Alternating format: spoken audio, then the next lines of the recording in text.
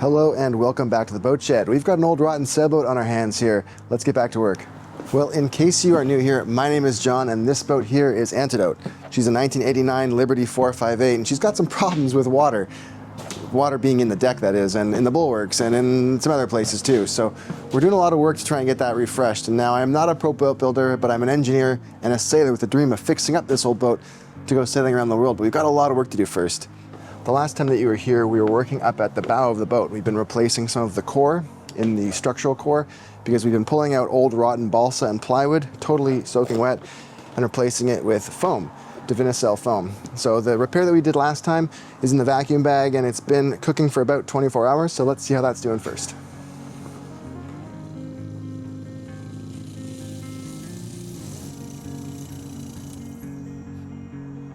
Initial impressions look good. I can see some areas where there has been lots of squeeze out on the seams, so that hopefully tells me that the glue has come all the way up. Over here I had to actually spread it out quite a bit because there was quite a lot of excess over on this side. There's a gap here though, so I'm happy to see that. And then we do see too, there's lots of little spots where the holes have filled up and come all the way up to the breather fabric. So ideally those would be all filled up. So hopefully when I peel this back, we'll see, similar to the front section where there has been quite a lot of squeeze out. I didn't put as much thickened epoxy on the underside of the foam as I did on that first round, if I recall correctly. So hopefully the lamination is good. Maybe we'll go down below, do some tapping just to make sure it all sounds really good. But let's get this bag opened up and see how it looks. And then we'll get this whole thing covered so it's protected from the UV and just walking on it. Now I was hoping to reuse the bagging material, but some of it did pull off. There's little holes of it that have formed here because it was stuck to the epoxy pretty well. Maybe because I was using the fin roller on there, but we'll see. Some of it might be okay. Maybe we'll be able to reuse that.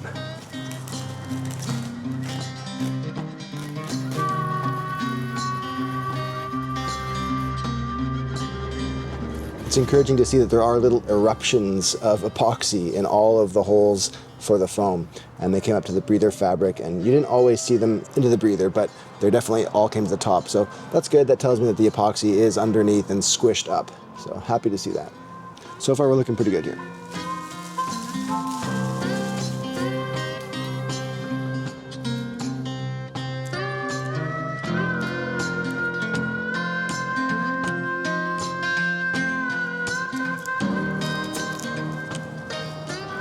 Now, sadly, this tape cannot be reused. You know, it actually ended up sticking way better than I thought. It not only did it work, but it was really hard to remove.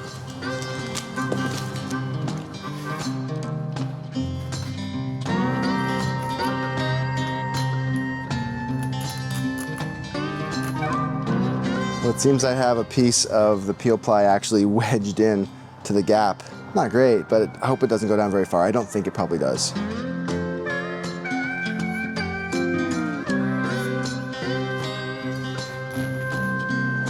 Overall, I'm really happy with the way this came out. Looks like we've got a good bond. We'll go down below and tap it here in a second just to make sure there's no void, like sounds of a void. But it looks really good. We did have some spots where we pinched the peel ply a little bit. That's the risk, I think, of having the larger pieces that do have some sort of gaps until they're sucked down tight. You know, I'll have to think about that. The reason I'm trying to do this though and be very careful with this is I don't want this to look like a piece of fried bacon when it's all back together with just waves and ripples and just a deck that looks like a total mess. So I'm trying to keep the fair curve. So I think on the next round, I'll probably do smaller blocks of foam, but I'll have some bracing down below to make sure that the curve is staying the way we want it. We'll see, but it looks good. So we'll go down below, test it out, and then cover this thing up.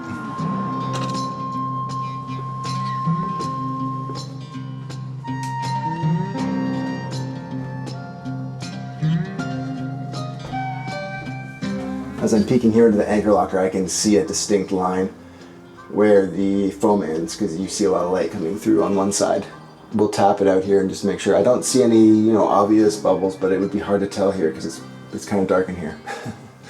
It certainly felt good though when I was walking on it, stepping on it.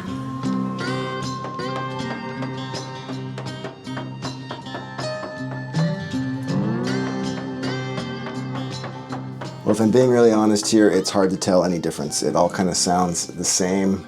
Yeah, but it all feels pretty good, and I think we're going to run with it. I mean, what else are we going to do? We're not going to tear it off. All right, well, let's get that surface protected so we don't have to worry about the UV light or walking on it, dropping something on it. We can keep going.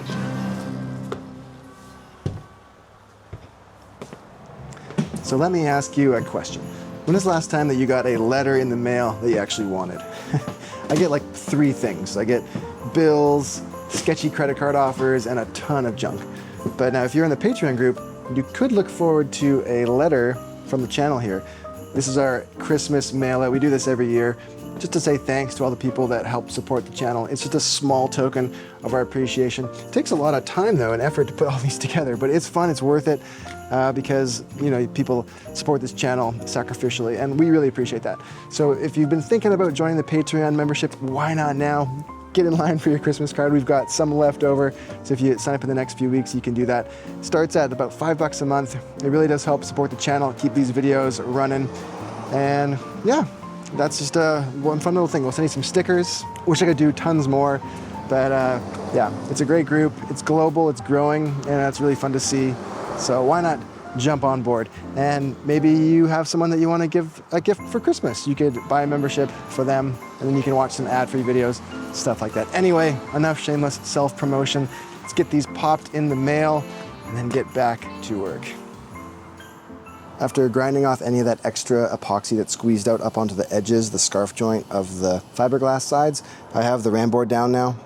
And this is just a thin, pretty durable cardboard, and I've been able to tape this down. I'm using the preservation tape from Dr. Shrink. This stuff is great. I've talked about it before on the channel. What I like about it is that it holds up really well. It's what I use to put the seams together on the shed here. And the nice thing is it doesn't leave any residue when you take it off, which a lot of tapes do, especially after being on for a long time. So now I'd like to talk about this hatch that I'm standing on right now. We first started talking about this hatch in the last episode, and I was wondering if there'd maybe be a way to preserve this molded shape that holds the hatch in place. And I thought it might be easy, well, not easy, but possible to work from inside the head upside down and remove the glass, thin underskin there, and stuff new coring material in that way. Then I'd be able to preserve this piece. Now the alternative is probably just to cut it and remove it. Now possibly reusing it, the skin part, after it's been rebuilt, or potentially just rebuilding it all from new. Now in the comments, you guys were all very clear. You said, don't bother going from down below, work from the top, gravity's your friend, don't be crazy. And I think I agree with you there. So that's probably what we'll do. We're gonna get started on cutting this thing out, I think. But before we do, there's one more person that I wanna ask. And you probably already know who this person is, but in case you have been living under a rock for 15 years, then let me introduce you to Andy from Boatworks Today. All right, we've got Andy on the line here, and hopefully the audio is going to be okay. Andy, after taking a look at that video I sent you, what do you think about this hatch? So, all right, so I guess my thought on this is that, as long as you've got to kind of rework that general area all around the hatch, and there's still some rot up inside that raised lip. Yep. For the hatch mount. I guess if it were me, it's a little bit more work, but I think it's going to be the best approach overall. Get rid of that raised lip as well. Oh, yeah. So just cut the whole deck, cut that raised lip out, and just completely open up that entire area. Then at that point, you can still come in, recore the area, the deck, yep. The overall area, and then just use it's probably like a 1/2-inch raised lip around that hatch. And then I would just cut a solid one piece new rim all the way around that opening. And I suppose if you wanted to, it would open up the option if you wanted to go with a larger hatch, if you wanted. Right. I can understand wanting to use what you've already got because those things are not cheap. Right, yeah, exactly. Well, I'll think about the size. I hadn't really considered changing it. Maybe I would go a size up if there's something available. I'll definitely see what's out there. What I'm really thinking, though, and wondering about and wanted to get your take on is my first thought was to try to remove that whole molded section, pull it all up, and then flip it over, hollow out the core that's in there, and then possibly try to reuse it if I was going to remove it. Is that a false economy to try to reuse a part like that? Yeah, so there's two main issues that you're probably going to run into.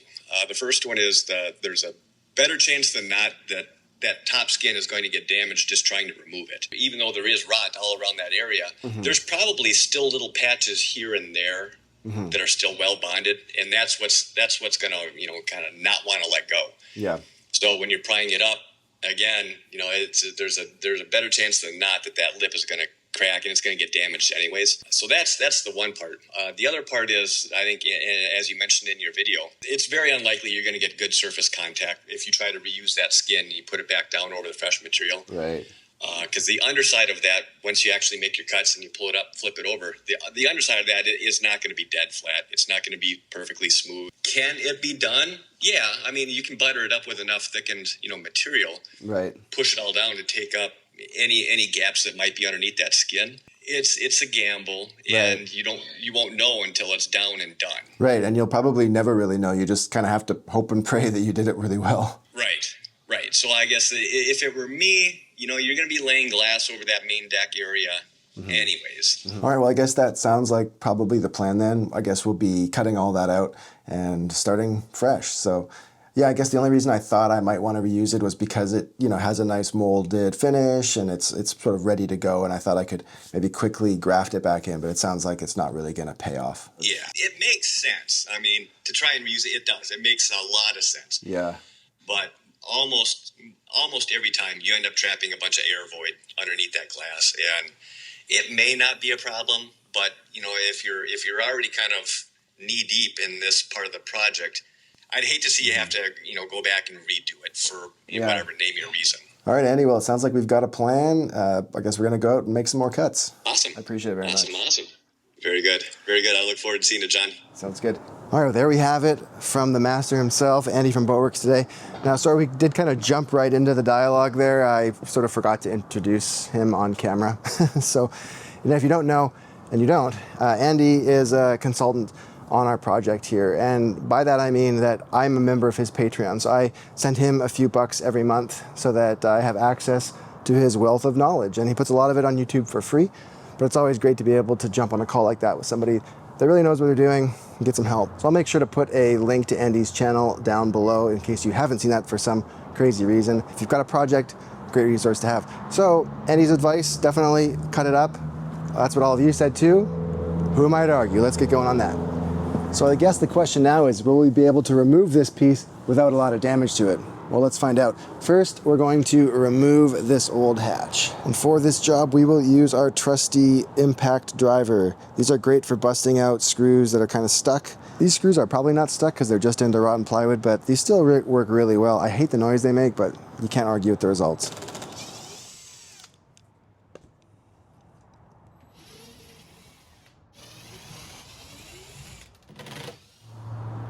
Well, these all came out without any fight, but now the matter is getting the actual piece removed. It seems to be stuck on, probably adhesive, which is what you want. You want that sealed on. So we're gonna have to get the pry gun out here. Pry gun? Pry bar. Heat gun. Heat gun and pry bar. Ooh, is that an invention idea? Pry gun. Nobody steal that from me, that's mine.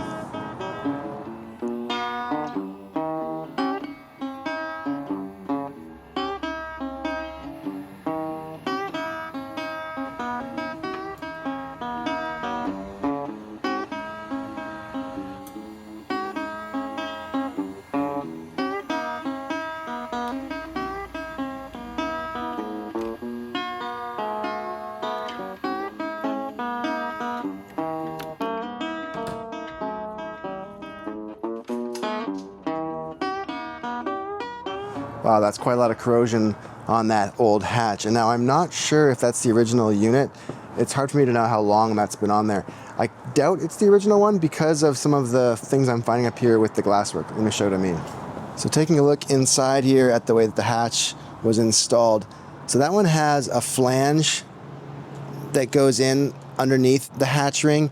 Now the Lumar hatches, some are made flat and other ones do have that flange associated with them. And so this one's been cut to receive that flange. And so it looks like they've actually gone in and cut into the fiberglass and core here that was originally installed. So I don't think this is probably the original way this was installed, but of course it's hard to know for sure. I do see here though some wood that looks like it's rotting, and this is on the back edge of that flange, and that's where the flange was completely corroded away. So probably because of the flexing as that thing opens, these large screws on the back where the hinges were just longer screws into what would have been a wood core that's probably now long since rotted away. My understanding from reading the Lumar literature is that they actually want you to through bolt those fasteners on the hinge side because there's so much force there.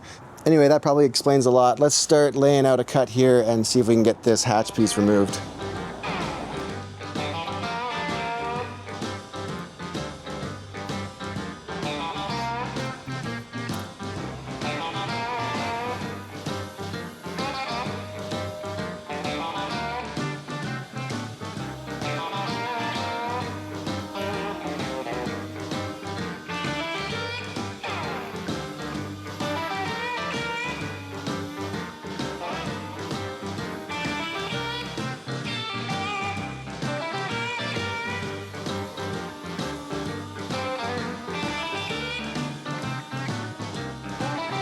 Okay, I think this looks pretty good. Looks like we're all the way through the glass.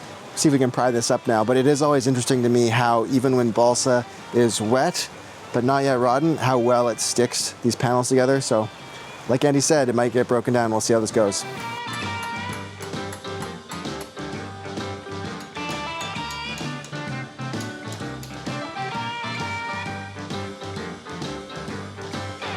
My initial impression here is that this hatch seems to be really well adhered to the core. The one forward came out no problem at all because it was very wet, very rotten. So with this one we might have to get a little creative. I was thinking about maybe trying to cut along the inside here to make sure that the top glass is separate from this inner ring and what connects then to the bottom skin. That might make it a little easier. We'll see about that here.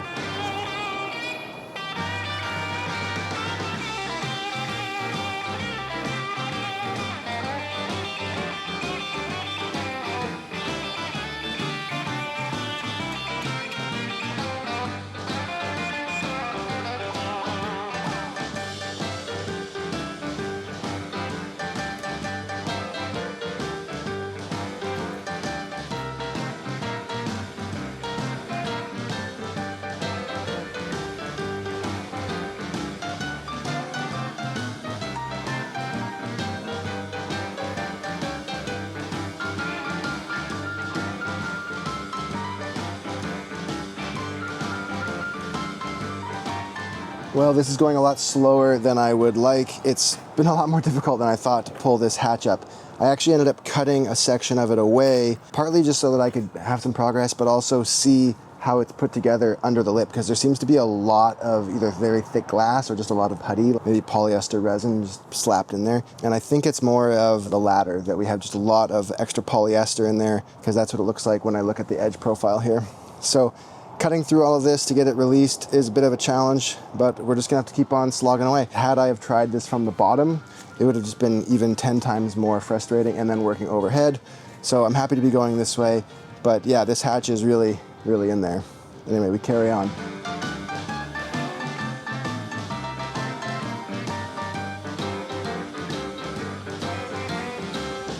Well, we're approaching nightmare status here.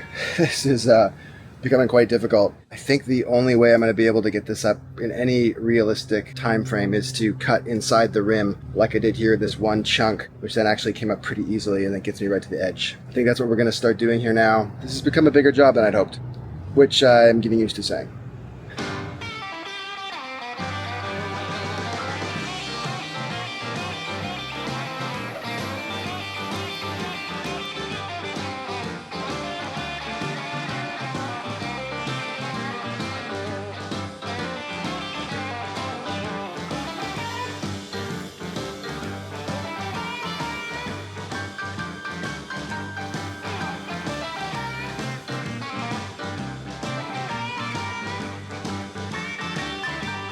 I think we're in a good spot now. So I've got that line cut all the way through, all the way around the hatch, and hopefully now that's going to let it release. So let's see what happens here.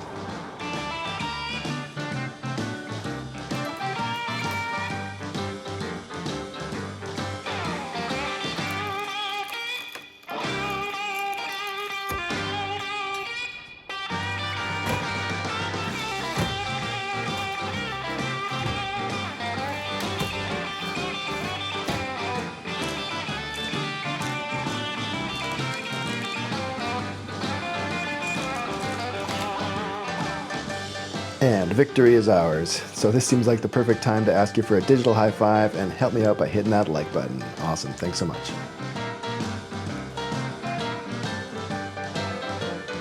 Well, in the end, that did the trick. So by cutting that line all the way around, I was able to pull the hatch up pretty easily. I'm not really happy with the way that was put together, but it is what it is. And now we've found some high readings, of course, in the balsa underneath. Some of it looks just fine. A lot of it looks pretty bad.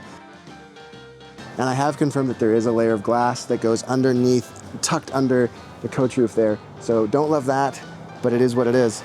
Well, Andy did say he wondered if we'd be able to get the hatch molding up without it breaking. And in this case, he was completely right. Not a chance. Completely destroyed. But anyway, we soldier on. We're gonna rebuild it. All right. Well, hey, remember how I was telling you about those sketchy credit card offers that I keep receiving a little while ago? Well, that might be related to the reason that somebody is trying to currently steal my identity. Joking aside, pretty serious actually. Somebody has scraped all my info and is trying to do some kind of nefarious things with that. So I have some work to do outside of the boat shed here. So we're gonna get that taken care of and wrap this video up. But we'll be back next time working up there at the forward hatch, trying to get all that area cleaned up and ready for some new core material. I have some other projects too that I'm gonna bring us into really soon. But I appreciate you hanging out with us here. I do want to take this quick chance to thank the newest members of the Patreon group and the YouTube members, the people that click the button, the join button right down there. Thank you so much. And then of course, the people whose names appearing now on the screen go the extra mile to keep this channel floating along. So very big thanks to all of you. If you're new to the channel and you'd like to get caught up from the very beginning of the refit journey, well then there's a playlist that I recommend that you check out, and we'll pop that up, I think, right here. See y'all next time. All right, well, let's get that surface prepared, protected. Talking way too fast. Slow it down, John. Okay, take two.